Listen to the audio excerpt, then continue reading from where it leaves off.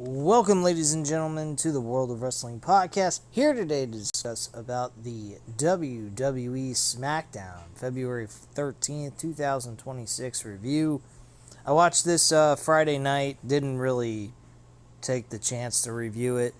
I'm going to also do Grand Slam's review on another video here today, so you'll see another upload besides this one. This Smackdown show was a complete and utter bore fest. I had fucking no interest in this. This was boring as shit. I could give two fuck less about this. This was absolutely fucking terrible. This Smackdown show. The show kicked off with Tiffany Stratton. She says it's been 3 months ago she lost the women's title after having a dream rookie year. She says the 5 women are walking into the chamber hoping to get a match at WrestleMania. She says she's not hoping, she is walking into it and expecting a win. Out comes Nia Jax with Lash Legend. Nia tells Tiffy that she would like to say it is so great to see her face again, but she is not a liar. Legend says they keep it real, and the truth is that Tiffany got lucky last week. Tiffany asks Nia why she is obsessed with her, and she says Nia found a little replacement. Lash calls her a bitter Betty before she has to lash out on her. The reality is that she is the upgrade, and after tonight, when they win the tag team titles, Nia is going to win her qualifying match next week. And after that, they will be in the Elimination Chamber, and Nia will win or will pin her faster than Tiffy can say it's Tiffy time. And the fans chant Tiffy time. What fucking shit. This show kickstarted the same way Raw did this past Monday. Nia says they should save her the embarrassment and take care of it tonight. Nia tells Tiffany that she remembers what she is capable of, and Tiffy tells her of losing another title match. Rhea's music hits, and out comes Rhea and Io Sky. Rhea tells them not to get ahead of themselves because neither of them is going to walk out the Elimination Chamber with the chance of going to WrestleMania, because she is in there, and soon Io will be in there too. They will do what they do best, and that is work together until they are the last two standing. Rhea says first they have to beat the living crap out of Nia and Lash Legend. So they have this women's tag team title match. Rio and Io Sky obviously retain through a no contest. So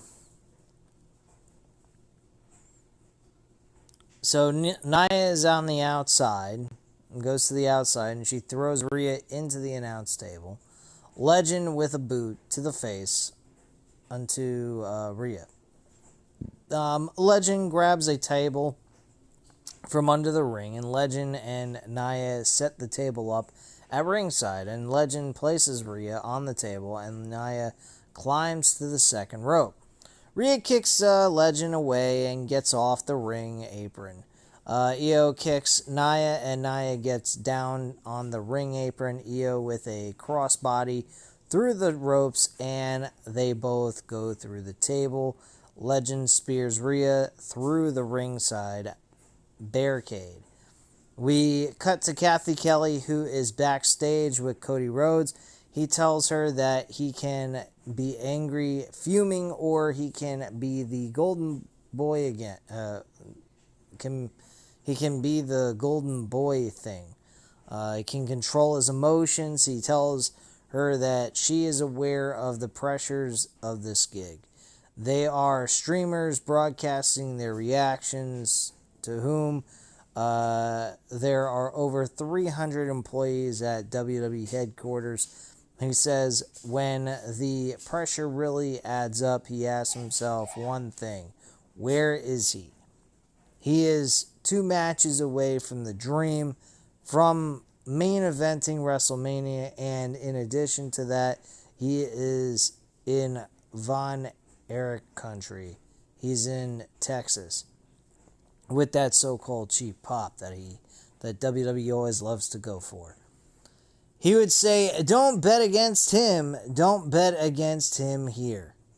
And we see Carmelo Hayes walking backstage, and he's stopped by Matt Cardona and Apollo Crews. They greet each other, and Crews tells him he would like to be in the title hunt. Cardona tells him he would like to be too. Hayes tells him the challenges is open every Friday, but tonight is closed. He walks away, and he's stopped by The Miz, and he tells Hayes that he is handling out title opportunities for free. Hayes tells him, but not for you. And Miz says, Master Inspire Zone In. That is his so-called 3 eyes, or three words that spell out The Miz. Only one problem. Zone In is 2 words instead of 1. And now he is zoning in on teaching him a lesson about respect. Hayes tells him hopefully he teaches better than he wrestles. Talking about that bullshit.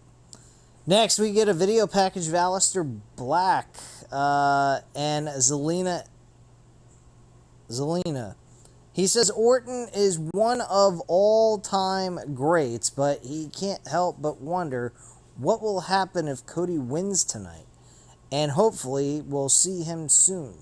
Zelina tells Alexa and Julia that one of them holds her title and the other holds on to their fragile friendship. She can't help but wonder how much she can poke and play until those porcelain egos finally break. She says Bliss got into her head a long time ago. She knows who she is. That night will come, but tonight she makes sure she goes to Elimination Chamber. Live in the arena, out comes Carmelo Hayes to the ring. He says, for the last 48 days, which he has been champion, he fought to bring glory and prestige to the title. It's about having the best match, no matter Smackdown or Raw. He says they are on the road to WrestleMania, and he earned his opportunity for WrestleMania. And since he shot his shot, he may as well shoot for the main event. He says next week he will qualify for the Elimination Chamber. He says he made a promise to somebody that he has to keep, and he owes Ilya Dragunov a match. So Dragunov comes out, he gets in the ring, and Solo's music hits. And he comes out with the MFTs, and Solo tells Hayes that he talks about having a championship match, but it doesn't start with Dragunov. He asks Dragunov how many times he lost. Twice? He shot and he missed. He tells Ilya to get in the back of the line because the line starts with him. Dragunov tells Solo that his family abandoned him last week during his qualifying match. Solo tells him to shut up and not talk about his family. He says the same thing that happened to the Wyatt Six is going to happen to them. Dragunov tells Solo he is ready for a fight. Hayes says he was planning on leaving with 1 title, but he may as well leave with 2. Solo tells them that it did not have to be this way, and Solo snaps his fingers. The MFTs get in the ring, and they attack Hayes and Dragunov.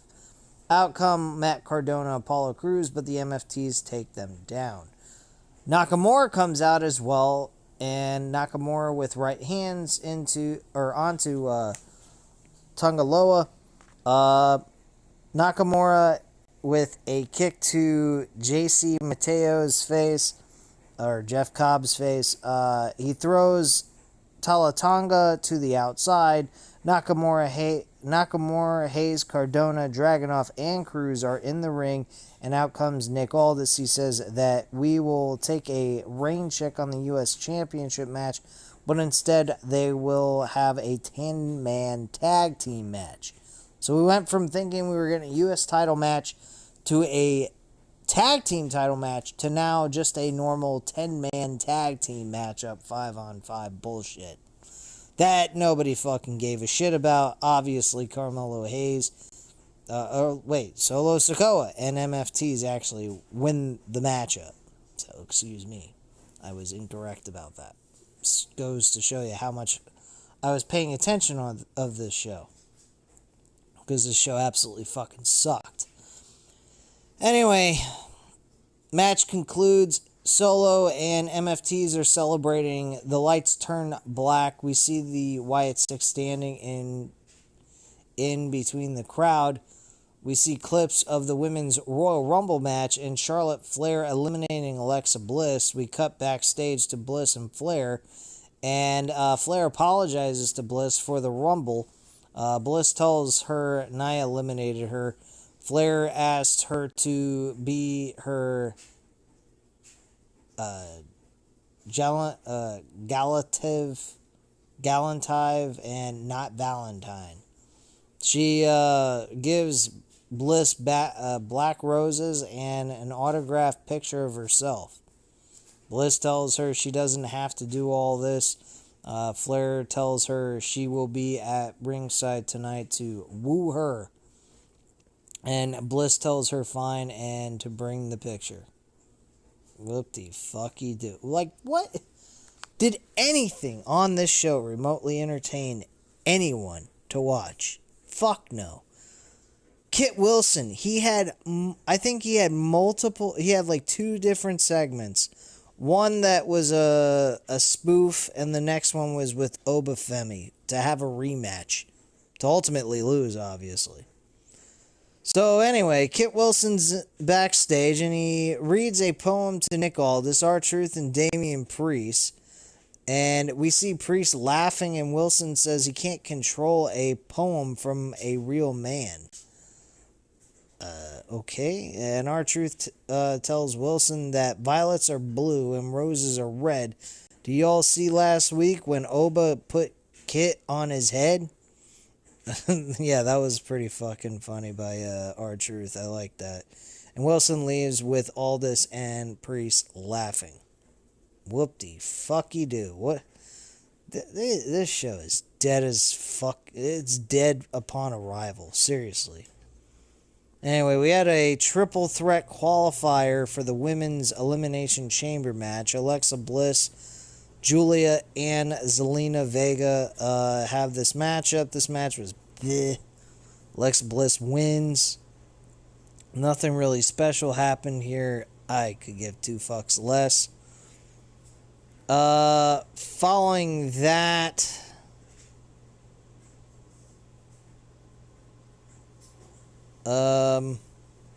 we cut backstage at Tiffany Stratton. She's stopped by Jordan Gray. She welcomes Tiffany back, and Tiffany tells her she wouldn't mind if Grace beats Jade tonight. Grace tells her she wouldn't mind facing her at WrestleMania, and Grace walks away, and Chelsea, who is in a wheelchair, slams into Tiffany, and Chelsea's right foot is in a boot. Chelsea and Alba Fire, tell her that they want an apology. Tiffany tells her if she wanted an apology, all she had to do was step up and ask. Ha ha ha. What a fucking joke. Anyway, we see Rey Fenix stretching backstage, and in comes Sami Zayn. He tells Rey to teach Trick Williams a lesson. He tells Rey when Rey was talking to him last week, he wasn't all there. He says, after losing the match at the Royal Rumble, it has been hard, and tonight he can punch a ticket for the Elimination Chamber. He thanks Ray for what Ray told him last week as they are talking Trick music hits. Trick Williams comes out. He tells Zayn that he will do him a favor. No one in Dallas wants to hear Mr. Can't get the job done tell another sob story. He says every single week Zayn is backstage with Skechers on his feet. His hair is not combed and he's begging for another opportunity. He tells Zayn that he makes him sick. He tells Zayn that he has an opportunity tonight with Fatu and Rhodes. If he comes out moping around, they will eat him alive. Trick says next week he will come out. He'll put his coat, take off his lemon pepper steppers, and do whatever it takes to qualify for the Elimination Chamber. But as for tonight, he has Ray Phoenix. He tells Ray that he comes out every week. He does backflips, kicks, but when Dallas people go to the zoo, they don't want to see a squirrel do flips. They want a lion like him to stand up. As he's talking, Ray comes out. We get the match between Trick Williams and Ray Phoenix. And obviously, Trick Williams walks away with the victory. Very smart move on WWE's part to do that, because if they wouldn't have, it would have made no sense for him to be challenging, to be in a triple threat match, qualifying match, to go in the Elimination Chamber. So, whatever. We cut to the back, and see Rhea with Io in pain. Io speaks in Japanese, and Rhea tells her they will get them back. In comes Julia and Kiana James. Julia is yelling in Japanese. Rhea asks her if she is sad she didn't win her qualifying match. Io tells her she pinned her last week, and maybe she'll pin her again and take her women's U.S. championship.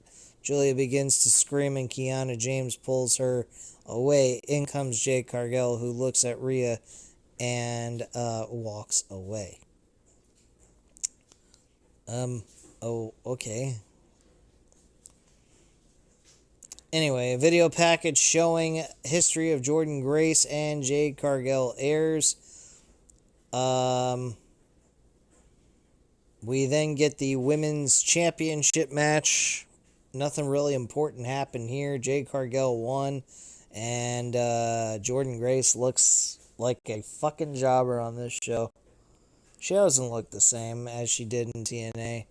I'm sorry to break it to you guys, but yeah, she's been terrible since her arrival into WWE. She did great in the Royal Rumble appearances and everything, and this is not her fault. This is creative. They're always holding these people back. That's the whole issue with this promotion. AEW just doesn't create stories. It's not like they hold people back in any way, shape, or form. It's just that they don't have stories that are consistent segment to segment. And on top of that, some of their booking decisions on the match outcomes are sometimes questionable. Like the TNT title situation with Tommaso Ciampa. I thought that was kind of ridiculous. We did get a good ladder match out of it with Briscoe and Kyle Fletcher last night, which I'll go over with you guys after this video is uploaded. But yeah, I mean, like, I don't give a shit. This fucking promotion is as dead can get, and they're going to WrestleMania, which is one of the biggest pay-per-views of every year, and they are doing the worst job, I think, ever in the history of the company, and they've done some piss poor jobs building up to WrestleMania. This has been the absolute worst.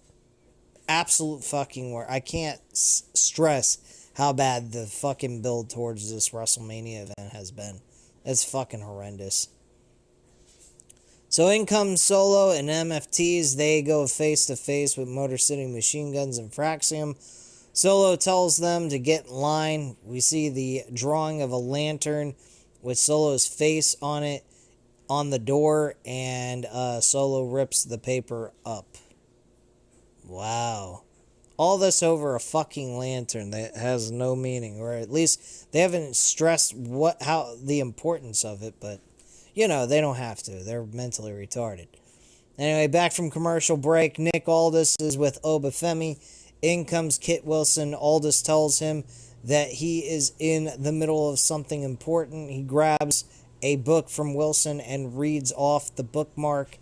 It's a poem about Oba, and roses are red. I don't give a damn. You may be big and strong, but I don't give a damn. Okay? Aldis continues to read the poem, which is full of insults towards Obafemi.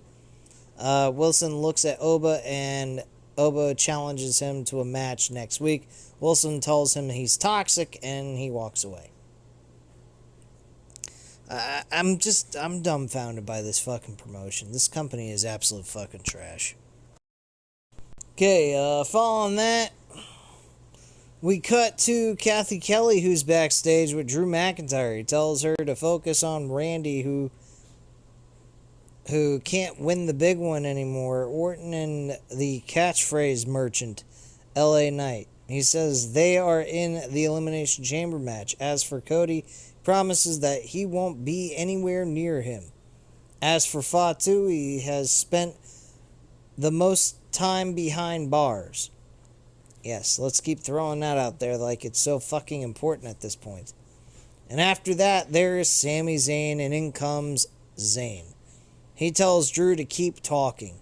Drew tells him that the night Drew won the title, Zayn told him that a small part of him wanted him to win. Drew says a big part of him wants Zayn to win tonight. He says Zayn is a good man, he paid his dues, and he has a feeling that he will win the big one tonight. He wishes Zayn good luck and walks away as Zayn looks confused. Zayn music hits, and out he comes. Then we get this fucking main event. Elimination Chamber qualifying match. Triple threat. Cody Rhodes, Jacob Fatu, and Sami Zayn. This match was not bad, but probably the only good thing on the show for Friday night, honestly.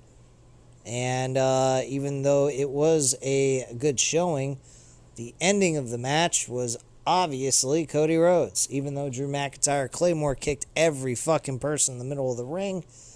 And then had Sami Zayn cover Cody Rhodes, and Cody Rhodes magically kicks out of the Claymore kick after he Claymore kicked everybody. And then Cody found a way to win. And now he's moving on to the Elimination Chamber match itself. Can someone please tell me what the fuck? Like, this company doesn't do jack shit anything. They are fucking boring as shit. I can't stomach this fucking company. This company is fucking garbage. They're not entertaining. They're not fun. They're not enjoyable to watch. I don't give a shit. I'm over WWE and its creative bankruptcy, and I will continue to review it and keep shitting on it until things change.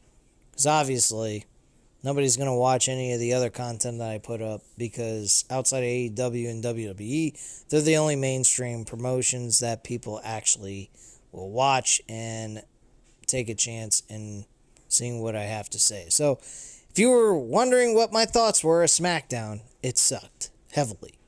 So anyway, guys, at this time, if you enjoyed this video, hit the subscribe button. Hit the like button if you enjoyed the video, obviously. And hit the subscribe button if you're not already subscribed to the channel. And leave a comment down below. I'll definitely get back to you on that. Thank you guys very much for watching. And have a great night, guys. Bye.